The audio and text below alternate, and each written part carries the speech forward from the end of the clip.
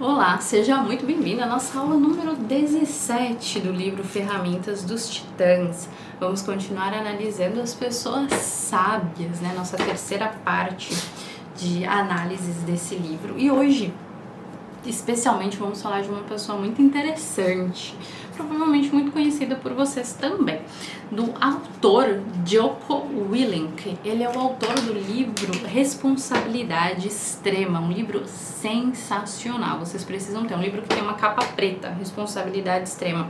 É muito legal. Ele é uma lenda do mundo das operações especiais, né? Ele trabalhava no exército, na Marinha, confundindo, na Marinha dos Estados Unidos. Ele passou mais de 20 anos na Marinha dos Estados Unidos e ele comandou a unidade de operações de batalha mais condecorada na Guerra do Iraque.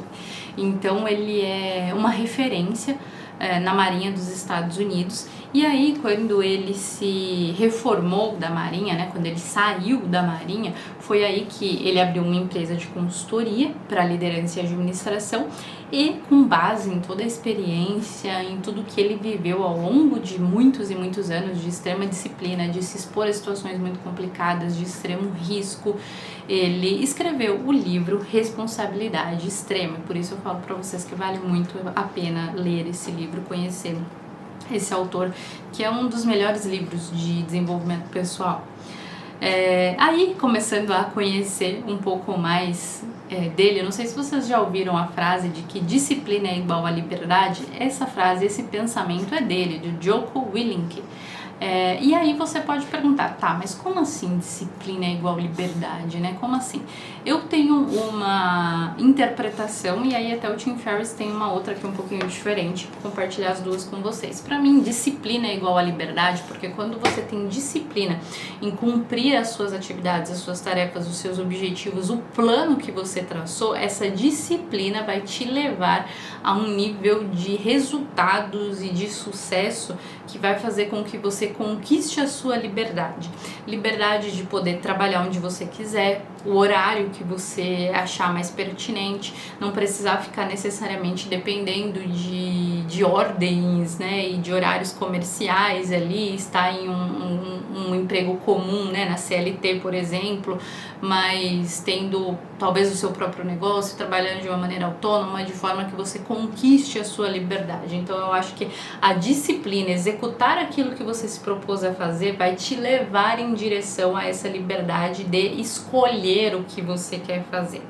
E aí o Tim Ferriss diz que a disciplina é liberdade no sentido também de quanto mais você organiza o seu dia e sabe exatamente aquilo que você vai fazer, você não gasta tempo pensando para tomar essas decisões. Você já faz isso de forma muito automática, o que te sobra mais tempo e por consequência te dá mais liberdade, né, para fazer outras coisas. Então são esses dois pensamentos para a frase do Jocko de disciplina é igual a liberdade.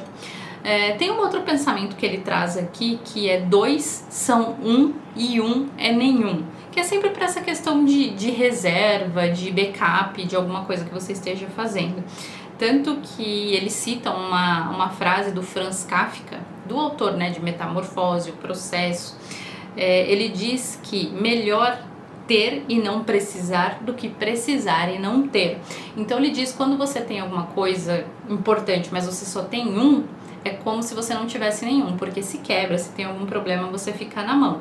Agora, quando você tem dois, se um quebra, você tem o outro como backup. Aí ele traz esse pensamento no meio aqui da entrevista. Uma outra coisa que ele conta é que, expondo-se à escuridão, ele gosta de se expor à escuridão para ver a luz, que é preciso, ele acha que experimentar verdadeiramente a luz e o brilho é preciso ver a escuridão. Se você não ver a escuridão, você não vai saber valorizar de fato aquela luz e o brilho que você esteja vivendo. Então ele se expõe de maneira proposital a situações difíceis. Ele gosta de estar sempre ciente, fora daquela bolha dele, olhar para fora e ver que tem pessoas que passam por dificuldades, que enfrentam situações difíceis, enfrentam desafios, porque vendo essas situações difíceis, isso faz com que ele valorize o brilho de tudo aquilo que ele tem. Então, escuridão nesse sentido, ver a dificuldade que as pessoas passam, os problemas que elas enfrentam e como você pode valorizar e ser grato por aquilo que você tem. Então, se expondo à escuridão, você vai valorizar cada vez mais a luz e o brilho daquilo que você vive, daquilo que você tem. Como ele fala muito de disciplina e de responsabilidade, né, tanto que o livro se chama Responsabilidade Extrema, ele menciona aqui que se você quiser ser mais forte, seja mais forte.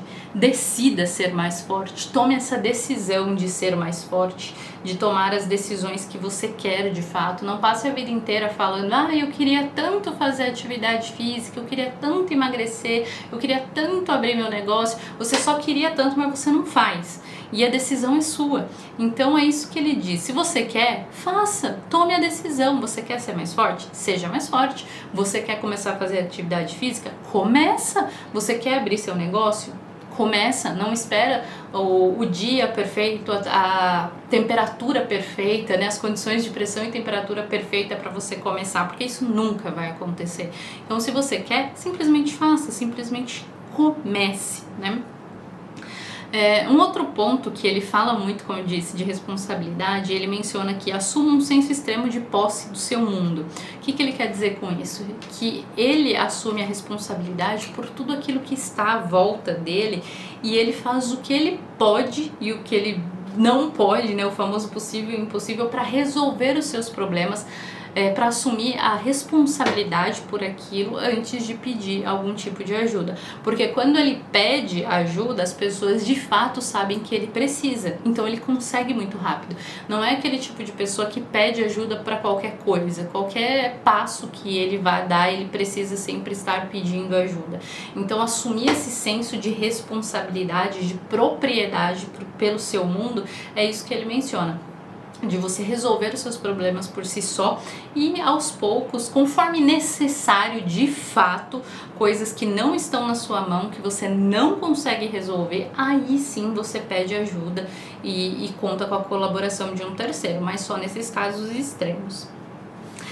Ele é mais um do time, do Clube das 5, na verdade ele acorda às 4h45, um pouquinho antes, porque ele fica imaginando que se ele tá dormindo, o adversário, né, o inimigo, na verdade, porque como ele viveu muito tempo em guerra, então para ele era sempre o inimigo. E ele pensava que se ele estivesse dormindo ali, relaxando, o inimigo estava trabalhando em alguma coisa, em alguma estratégia, treinando alguma coisa contra ele. Então ele sempre pensa que o inimigo está fazendo alguma coisa e que ele precisa fazer algo também para se defender, para melhorar, para estar preparado caso o inimigo venha, né, de forma inesperada. Então isso é uma maneira que ele encontrou que faz com que ele esteja de pé todos os dias às 4h45 para se defender do inimigo de alguma maneira. Como ele foi comandante, né, por muito tempo, o Tim Ferriss pergunta para ele qual é a virtude de um bom comandante, de um bom líder de maneira geral, né? Para qualquer área que seja.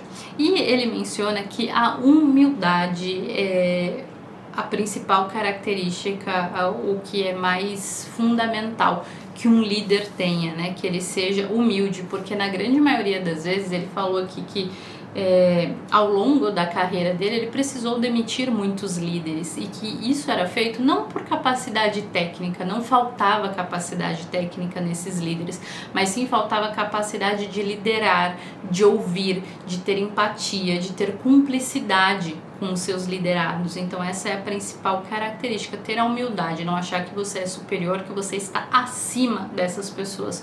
Muito pelo contrário, você está trabalhando junto com elas. A sua missão é levar esse time à frente, fazer com que esse time realize grandes coisas, desenvolver essas pessoas. Então é muito importante estar em posição de igualdade. Uma outra dica que ele dá é sobre a importância do distanciamento. Distanciamento é você se tirar da situação, olhar de fora, para ver todas as variáveis, todas as vertentes, para tomar uma decisão mais sábia. Porque quando você está dentro da situação, você está ali naquele calor das emoções, né? E isso te cega muito para tomar decisão de fato importante, decisão certa, decisão que vai trazer os resultados que você espera. Então isso não é positivo. E ele tem esse hábito de sempre de alguma maneira se tirar da situação e olhar para ele mesmo de fora. Ele menciona aqui que às vezes até ele se sente meio esquisito, parece que ele tá olhando para outra pessoa quando ele faz esse exercício, porque ele se tira totalmente da situação e olha de uma maneira mais macro para tentar achar a melhor solução e a melhor saída. Então ele dá essa dica de que ser capaz de se distanciar como líder é crucial, de você não estar ali tomando decisões com base na emoção, mas você se distancia um pouco, olha a situação como um todo e assim você consegue tomar uma decisão mais assertiva. Tem um livro que ele indica, que eu acho que vale muito que vocês leiam, tanto nessa parte que ele fala de se expor à escuridão, por exemplo, de estar sempre em contato com alguma realidade diferente, né, para valorizar também aquilo que ele tem. Ele indica É Isso um Homem, do Primo Levi, e A Trégua, do Primo Levi também. São livros muito bons, eu indico muito que vocês leiam. Então, É Isso um Homem e A Trégua. Deixa eu ver o que mais. Ele fala aqui sobre documentários. Ele indica um documentário chamado Restrepo, que também, mais uma vez, é um documentário sobre guerra, que ele tá sempre vendo coisas que lembrem ele de que o mundo não é aquela bolha perfeita que ele vive, tá sempre se expondo a essas condições, a essas situações, e ele é uma pessoa absolutamente, diria, metódica, né? Acho que essa disciplina, a Marinha ensinou isso para ele, de ter essa disciplina absurda, essa forma metódica de ser e de pensar, e isso trouxe muitos benefícios para a vida dele e vale muito aprender com tudo que ele ensina e com a experiência que ele coloca no livro Responsabilidade Extrema. Então coloquem aí na listinha de leitura de vocês alguns livros que eu falei aqui, né? É Isso um Homem, A Trégua e Responsabilidade Extrema, coloquem aí na lista. Então esse foi o Jocko Willink, e agora a gente vai pro Mark Goodman. Goodman, é um bom homem, isso mesmo. Eu achei válido trazer o perfil do Mark, é um perfil simples, mas por ele falar de um assunto que a gente não falou aqui antes, que é sobre segurança cibernética, uma segurança virtual, porque ele foi nomeado futurista residente do FBI, ele trabalhou como conselheiro sênior da Interpol e serviu como policial também nas ruas. Então ele traz uma visão diferente sobre talvez uma questão que a gente não pense tanto, que é essa segurança de dados, segurança de informações hoje no mundo tão digital quanto a gente vive. Tanto que ele começa aqui falando que ser sábio envolve saber se defender ou desaparecer quando necessário. O primeiro passo é ter consciência das ameaças. Então ele vê ameaças em todo esse contexto de dados, de rede social, de internet, de acessos e tudo mais. Ele contou um exemplo aqui que eu achei nunca tinha pensado a respeito, então por isso até decidi trazer para compartilhar isso com vocês, que ele fala que as pessoas em viagens de negócios são com frequência sequestradas. Olha só, nunca tinha pensado a respeito disso. Eu vou ler essa parte para vocês entenderem aqui sobre o que ele fala e pensarem um pouco a respeito. Talvez pode ser uma dica de segurança para vocês que fazem viagens de negócio internacionais, né, tudo mais. As unidades do crime organizado são boas em subornar funcionários de empresas aéreas para obter listas de passageiros. Depois, eles buscam cada nome no Google, criam uma lista de alvos que parecem ter mais valor e chegam cedo para procurar os nomes certos nas placas de motoristas de limusines. Sabe quando o motorista vai buscar você no aeroporto, as pessoas já deixam combinado, não, você vai chegar no aeroporto tal e o motorista vai estar lá te esperando com a placa com o seu nome. É isso, então as organizações de crime, né, o crime organizado, eles pesquisam as pessoas que vão vir no voo, E aí já selecionam as pessoas que valem a pena, né, que são pessoas ricas, que valem a pena serem sequestradas, e vão até o aeroporto e veem as placas, os motoristas com as placas, com os nomes dessas pessoas. E aí o que eles fazem? Eles pagam ou ameaçam os motoristas das limusines que vão embora e são substituídos. Então o executivo que está vindo de Nova York, São Francisco ou Londres, né, que está vindo de um outro país, de um outro estado, enfim, desembarca, vê a placa com o seu nome, se aproxima da pessoa vestida de motorista, entra no carro e é sequestrado. Na verdade, algumas pessoas são até mortas. Então olha que absurdo, eu nunca tinha pensado sobre isso. Eu tive já essa experiência de viajar e tal, e de usar, né, a plaquinha para reconhecer o motorista, e jamais pensei nessa possibilidade. Então, por isso até que eu quis trazer essa experiência para vocês, porque eu não sei se vocês já pensaram que isso seria possível, né? E o Tim Ferriss, que viaja muito, relatou também a mesma coisa, tanto que ele diz aqui, ó, é por isso que eu uso Uber, ele sempre pede Uber, ele não usa um motorista, né?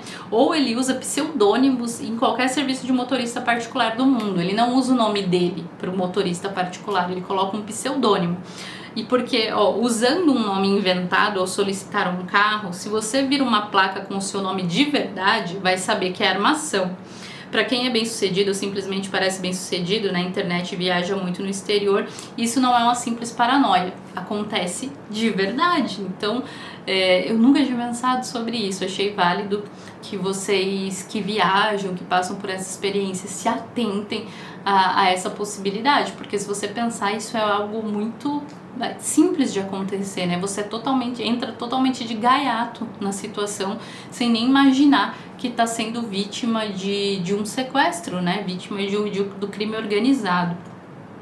E ele fala um pouco aqui sobre armas biológicas, né, que são remédios, medicamentos, algumas coisas que podem agir como armas biológicas e que elas de fato existem, não é uma teoria da conspiração e nem nada disso, que essas armas biológicas elas existem, por isso que ele aconselha manter os nossos dados genéticos muito bem protegidos, muito bem guardados, assim como todos os outros dados. E para finalizar, o Tim Ferriss pergunta para ele alguma citação que rege a vida dele. Ele menciona duas. Ele fala a primeira: o futuro já está aqui, só que distribuído de maneira desigual, do William Gibson. E a outra citação é: se continuarmos a desenvolver nossa tecnologia sem sabedoria ou prudência, nosso servo poderá se tornar nosso carrasco, do Omar Bradley. Essa frase me lembra muito o livro Homo Deus, do Yuval Noah Harari, sabe? Do autor do Sapiens. Depois ele escreveu Homo Deus, que é mais ou menos sobre isso, o homem querendo se tornar Deus por meio da tecnologia, o quanto essa tecnologia ameaça a existência do homem de alguma maneira. Leiam também, coloca aí na listinha mais um. E por fim, para finalizar, o Tim Ferriss pergunta para ele: qual é o pior conselho disseminado na sua área de negócios ou de conhecimento? Aí ele diz: se você não tem nada a esconder, não precisa se preocupar com sua privacidade, e que precisamos sacrificar nossa privacidade para ter segurança. Ele acha isso absurdo, porque a nossa prioridade é manter a nossa privacidade acima de tudo. Não é questão de você ter ou não algo a esconder, não é por isso, são seus dados, são as suas informações, né, suas informações pessoais que não devem ser disseminadas por aí. Então ele tem muito essa, eu não diria paranoia, eu diria um cuidado extremo com os dados, com as informações, com essas viagens, com todo esse processo, e é válido trazer essa informação aqui para vocês, porque a gente não tinha falado sobre esse tema, não teve nenhum entrevistado que trouxesse esse pensamento, esse tema até agora. Então é isso, na próxima aula a gente vai falar sobre mais duas personalidades sábias.